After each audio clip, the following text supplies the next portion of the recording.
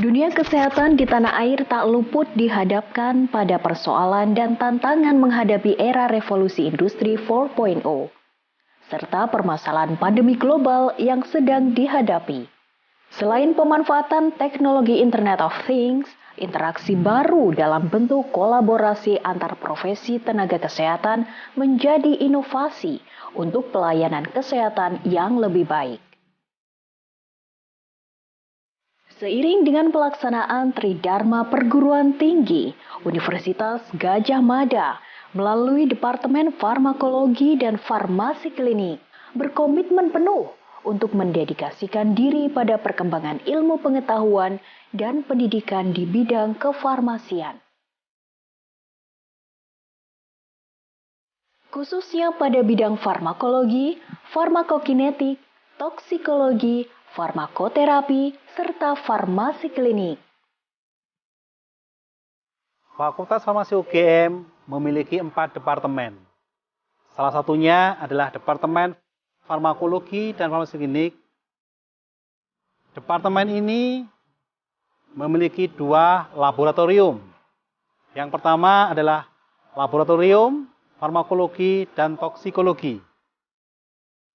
Lab ini fokus pada pengembangan ilmu farmakologi, toksikologi, farmakokinetik, ketersediaan hayati, uji keamanan obat, termasuk in silico, in vivo, dan in vitro. Yang kedua adalah Laboratorium Farmakoterapi dan Farmasi Klinik. Lab ini bertugas untuk mengembangkan ilmu di bidang tata laksana terapi, pengobatan berbasis bukti, farmakokinetik klinik, dan juga uji klinik. Departemen Farmakologi dan Farmasi Klinik memiliki banyak beragam aktivitas. Seperti contohnya adalah pelatihan.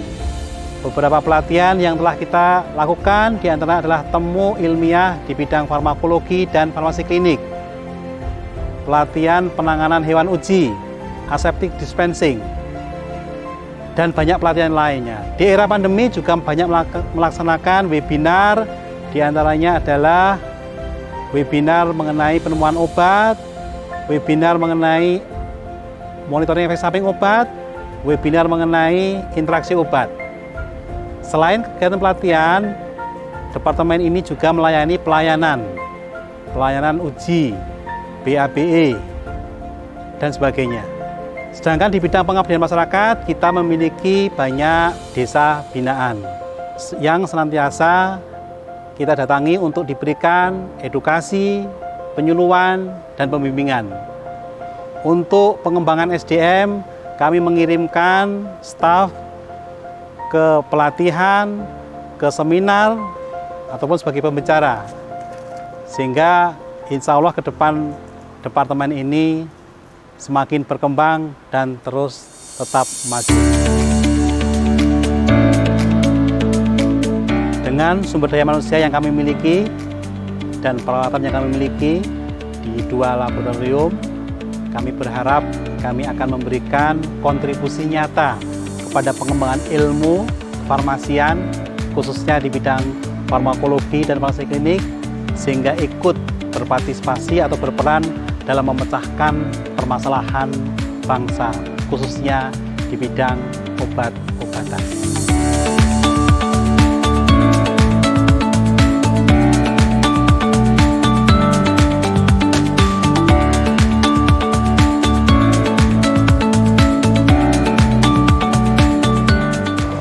Selamat datang di Laboratorium Farmakologi dan Toksikologi.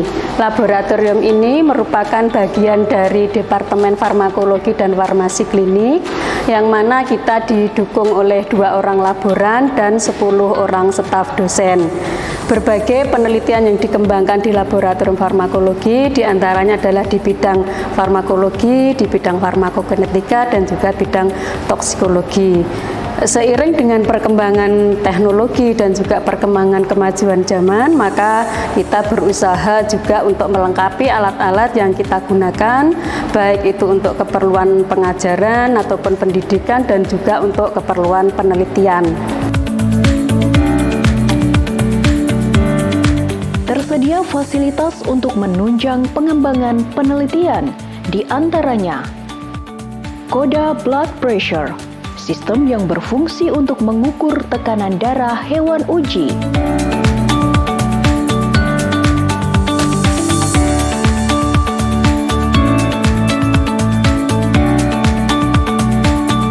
Nama saya Dewi dari Fakultas Farmasi UGM, Departemen Farmakologi dan Farmasi Klinik, tepatnya di Laboratorium Farmakologi dan Toksikologi. Pada hari ini saya ingin memperkenalkan alat yang bernama Western blot, yaitu suatu metode analisis untuk memisahkan dan mendeteksi protein. Langkah yang dilakukan yang pertama adalah membuat gel bisakrilamid. Fungsi dari gel bisakrilamid ini nanti akan memisahkan protein-protein berdasarkan berat molekulnya. Setelah gel bisakrilamid ditransfer ke membran PVDF atau nitroselules, kemudian membran tersebut dianalisis, diinkubasi menggunakan antibodi tertentu atau antibodi spesifik yang akan diteliti lebih lanjut. Kemudian setelah diinkubasi menggunakan primary antibody, selanjutnya adalah dilakukan inkubasi dengan secondary antibody. Setelah inkubasi secondary antibody dilakukan, kemudian pendeteksian bisa menggunakan HRP atau bisa menggunakan film. Dengan metode Western blot ini bisa dikembangkan sebagai drug discovery ataupun drug development pada protein target tertentu. Sehingga jika kita ingin mendeteksi suatu virus atau suatu penyakit tertentu dengan karakteristik misalnya dengan karakteristik adanya mutasi, bisa dideteksi dengan menggunakan protein atau metode ini.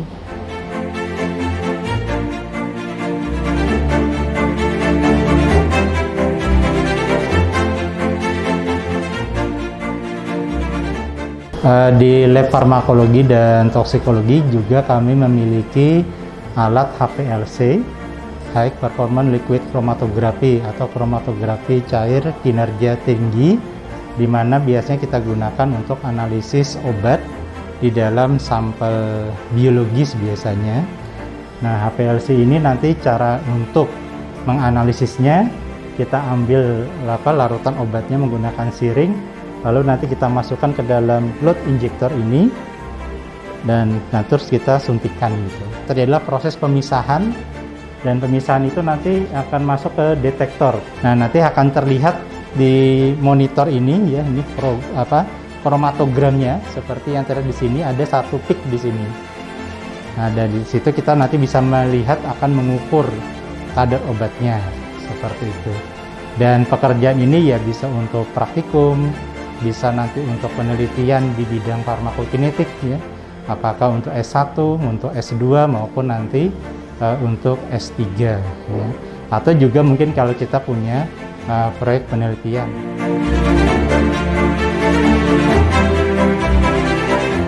Empat, behavior chamber. Perilaku alami hewan dan perilaku terhadap stimulus dapat diketahui dari alat ini. Jadi peralatan ini berfungsi untuk learning dan memori, yaitu memori jangka pendek, jangka panjang, memori kerja, akuisisi, maupun konsolidasi. Mencet akan dimasukkan selama 10 detik pada kompartemen yang terang. Kita ketahui bahwa rodent, itu salah satunya adalah mencit, lebih suka pada kondisi gelap. Di sini mencet akan belajar bagaimana ruangan-ruangan yang ada di kompartemen terang.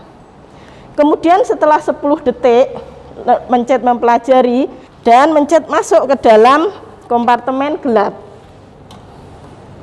Selanjutnya pada kompartemen gelap, mencet akan kita beri stimulus yang berupa listrik sebesar 0,5 mA selama 2 detik. Di sini mencet akan mengalami food shock sehingga dia akan mencari tempat untuk menghindari kondisi yang tidak menyenangkan tersebut. Peralatan ini berfungsi untuk uji praklinik obat-obat yang berpengaruh pada peningkatan learning dan memori.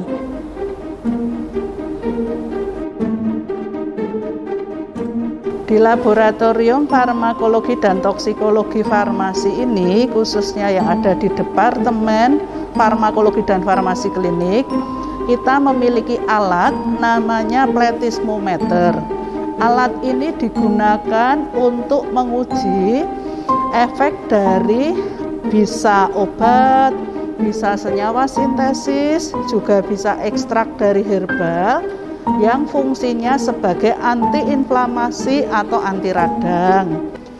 Selain itu, hal yang terpenting adalah di alat ini kita juga bisa menguji tidak hanya antiinflamasi untuk inflamasi yang sifatnya hanya akut, tetapi juga yang kronis, termasuk untuk rheumatoid arthritis, tergantung dari bahan yang digunakan untuk menginduksi terjadinya udem pada telapak kaki tikus ini.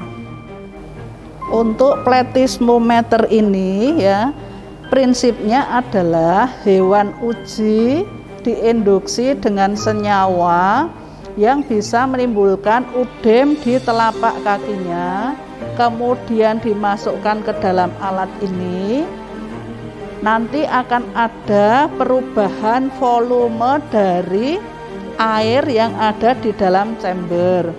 Ini adalah prinsip dari hukum Archimedes. Nanti hasil akan dilihat selama beberapa menit hingga misalnya 1-2 jam ke depan, sehingga kita bisa tahu berapa potensi dari senyawa yang kita uji, apakah itu obat, apakah itu juga ekstrak herbal, sehingga kita bisa tahu pada dosis berapakah senyawa obat atau ekstrak herbal tersebut memiliki efek sebagai antiinflamasi atau anti radang.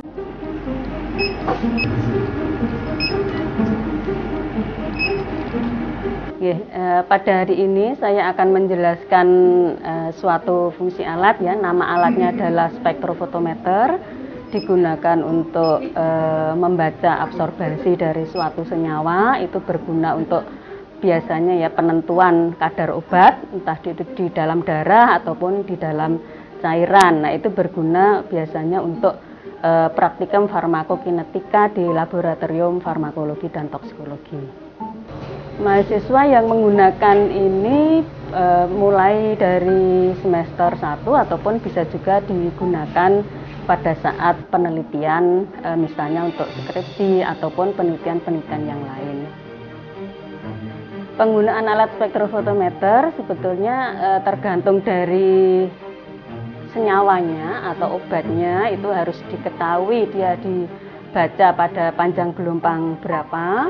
Nah, itu nanti bisa disetting ya di dalam komputernya, bisa disetting terlebih dahulu panjang gelombangnya berapa ya. Biasanya kita sudah melakukan optimasi terlebih dahulu untuk bisa mengetahui panjang gelombang yang diinginkan. Nah, kemudian nanti kalau sudah diperoleh panjang gelombang yang optimal, itu baru bisa digunakan.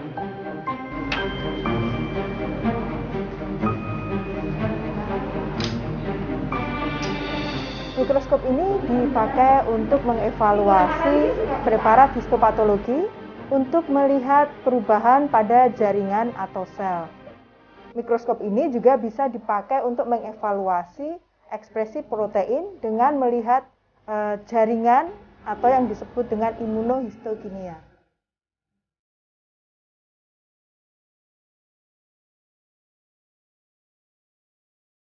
Di laboratorium farmakologi dan toksikologi kita juga memiliki alat thermal cycler dan juga sistem elektroforesis di sini.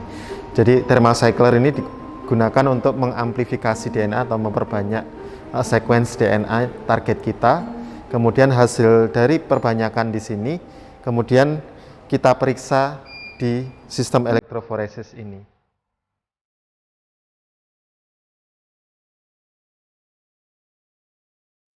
Dari sekian banyak alat yang dimiliki oleh Laboratorium Farmakologi dan Toksikologi Fakultas Farmasi UGM, berikut adalah alat terakhir yaitu yang dinamakan organ bat.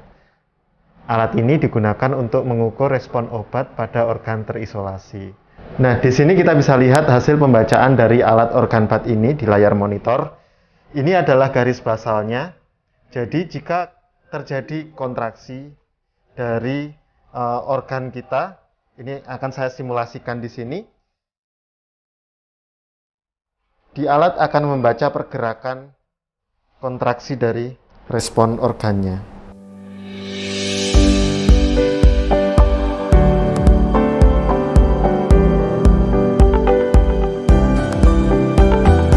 Kemajuan dalam bidang kesehatan tidak hanya berorientasi pada produk atau obat, tetapi juga berorientasi pada pasien. Laboratorium Farmakoterapi dan Farmasi Klinik Fakultas Farmasi Universitas Gadjah Mada siap mengelola pendidikan, pengajaran, penelitian, dan pengabdian masyarakat. Jadi Laboratorium Farmakoterapi dan Farmasi Klinik merupakan bagian dari Departemen Farmakologi dan Farmasi Klinik. Nah, Laboratorium Farmakoterapi dan Farmasi Klinik ini menyelenggarakan kegiatan Tridharma perguruan tinggi. Yang pertama meliputi pendidikan, di mana beberapa mata kuliah yang diampu oleh Laboratorium Farmakoterapi dan Farmasi Klinik diantaranya adalah Farmakoterapi 1, Farmakoterapi 2 dan 3 yang didasarkan pada gangguan pada berbagai organ, kemudian farmasi klinik, kemudian selain itu toksikologi klinik dan juga farmakokinetika klinik. Nah, selain menyelenggarakan pendidikan, selain memberikan mata kuliah tersebut juga menyelenggarakan praktikum. Nah, praktikum di sini ada 2 mata praktikum, yaitu praktikum farmasi klinik 1 dan farmasi klinik 2, di mana dalam praktikum tersebut kita mengenalkan kepada mahasiswa bagaimana cara menganalisis suatu kasus gitu ya. Jadi mahasiswa diajarkan untuk bisa memberikan rekomendasi terapi yang tepat bagi pasien ya. Jadi yang tepat indikasi, tepat pasien, tepat dosis dan waspada efek samping obat. Nah, selain itu juga kepada mahasiswa diajarkan bagaimana cara memberikan konseling, kemudian selain itu juga melakukan IV administer atau pencampuran sediaan intravena secara aseptik. Nah, selain itu juga banyak kegiatan yang yang kita lakukan terkait dengan pengabdian masyarakat. Di antaranya adalah memberikan edukasi kepada masyarakat terkait dengan penggunaan obat yang rasional. Jadi mengenalkan kepada masyarakat bagaimana cara penggunaan obat yang benar, kemudian bagaimana tujuannya adalah untuk mencapai rasionalitas terapi. Nah, selain itu kegiatan yang utama juga adalah penelitian. Di antaranya adalah kajian-kajian strategi terapi yang rasional terkait dengan penyakit. Nah, selain itu juga penentuan dosis yang optimal secara individu kepada pasien, kemudian juga kasus-kasus keracunan obat di rumah sakit, bagaimana tata laksananya dan sebagainya. Jadi pada intinya penelitian yang kita lakukan adalah untuk menunjang terapi pasien yang optimal, artinya bisa meningkatkan efektivitas dan menurunkan kejadian efek samping. Harapannya adik-adik nanti bisa memberikan edukasi kepada pasien bagaimana cara menggunakan obat yang benar. Yang benar di sini terkait dengan aturan penggunaannya, cara penggunaannya, dan juga obat yang digunakan itu tepat pada pasien secara individu.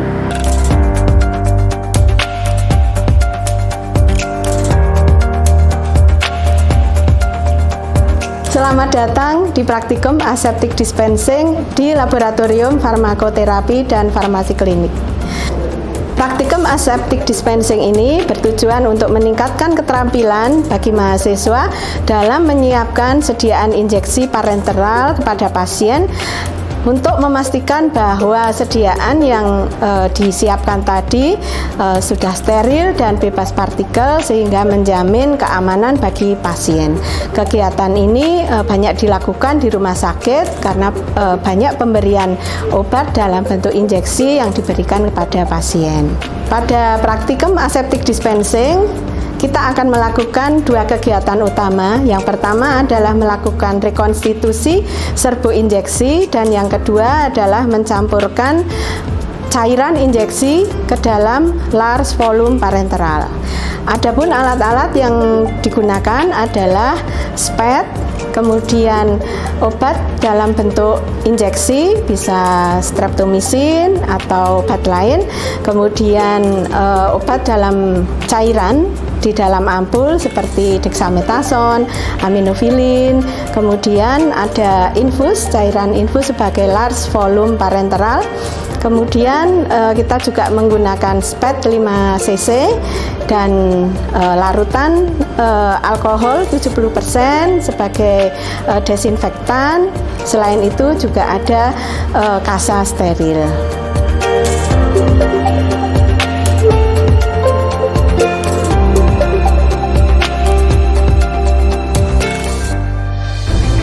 Sebagai upaya mewujudkan SDM yang unggul, Departemen Farmakologi dan Farmasi Klinik memiliki dosen serta tenaga pendidikan terbaik di bidangnya.